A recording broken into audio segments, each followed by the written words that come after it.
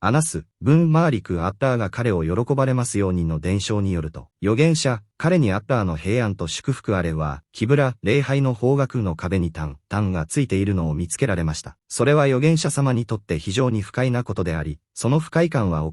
顔に現れるほどでした。預言者様は立ち上がり、お自らの手でそれを削り落とされました。そして、次のように言われました。あなた方の一人が礼拝に立つとき、その者は自分の主と親密に語り合っているのである。あるいは、その者の主はその者とキブラの間に増しますのである。故に、何人もキブラの方角に向かって唾を吐いてはならない。もし吐くのであれば、自分の左側か、あるいは左足の下に吐くようにしなさい。その後、預言者様はご自分の街灯の端を取り、その中に唾を吐き、布を重ね合わせながら言われました。あるいは、このようにしなさい。サヒーフ・アルブハーリー第405番。アブドゥッター・ブン・ウマル、アッターが彼ら親子を喜ばれますようにの伝承によると、アッターの死と、彼にアッターの平安と祝福あれは、キブラ礼拝の方角の壁に唾がついているのを見つけ、それを削り落とされました。その後、人々の方を向いて次のように言われました。あなた方の一人が礼拝をしているときは、自分の前方に唾を吐いてはならない。なぜなら、礼拝中、アッターはそのものの正面においでになるからである。サヒーフ・アルブハーリー第406番。信徒の母アイシャ、アッターが彼女を喜ばれますようにの伝承によると、アッターの死と、彼にアッターの平安と祝福あれは、キブラ、礼拝の方角の壁に鼻水、あるいは唾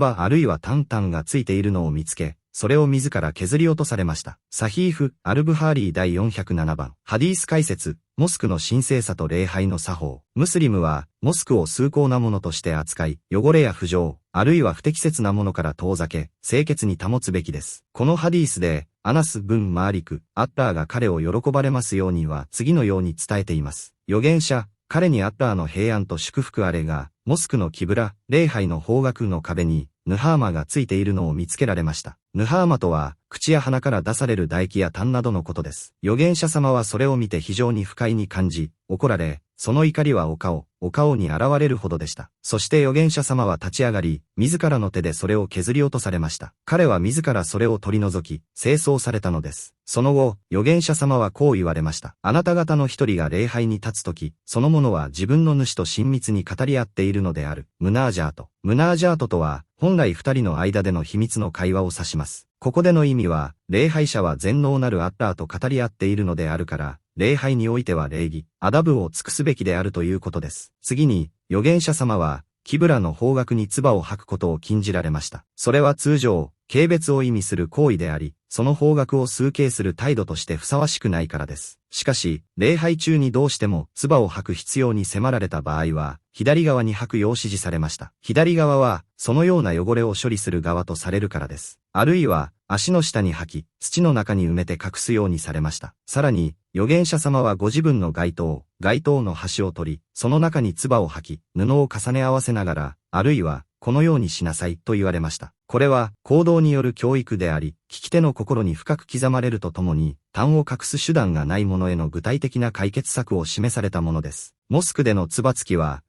過失です。なぜなら、それはアッターが崇められ、魚名、ミナーが唱えられるようにと命じられたアッターの家を侮辱する行為だからです。また、他の礼拝者への害でもあります。気づかずにその上で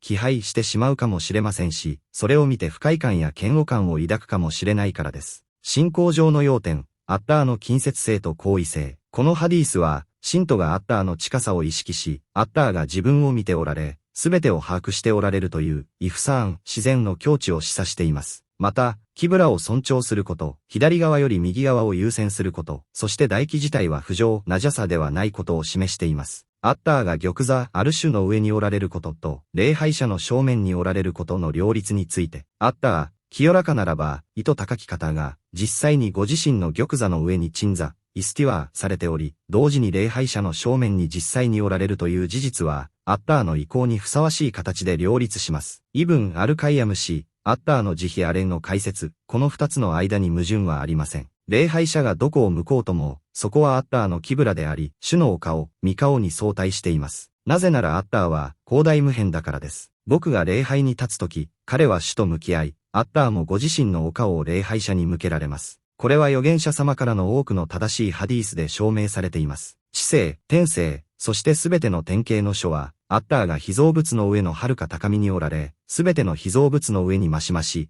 玉座に鎮座されていることを示しています。玉座はすべての天の上にあります。アッターは全宇宙を包囲しておられます。故に僕がどこを向こうと、アッターは彼の正面におられます。これは、下にあるものを包囲する被造物の関係においてさえ言えることです。中心から円周へ向かうすべての線は、円周と向き合っています。包囲する側の高い位置にある被造物が、包囲される側の低い位置にあるものと全方位で向き合えるのであれば、あらゆるものを包囲し、誰からも包囲されないお方、アッターにおいて、僕がどこにいても、どの方向を向いていても、そのお顔と向き合うことがどうして不可能でしょうか。シェイク・イブン・ウサイミン氏、アッターの慈悲あれの解説、アッターの本体としての行為性、ウルーと礼拝者の正面におられることは、以下の点から両立可能です。経典、クルアーンとハディースがその両方を伝えており、経典に不可能、矛盾なことは記されない。行為性と対面性は矛盾しない。あるものが高い位置にありながら、正面にあることはあり得る。対面は必ずしも同じ高さ、水平であることを必要としない。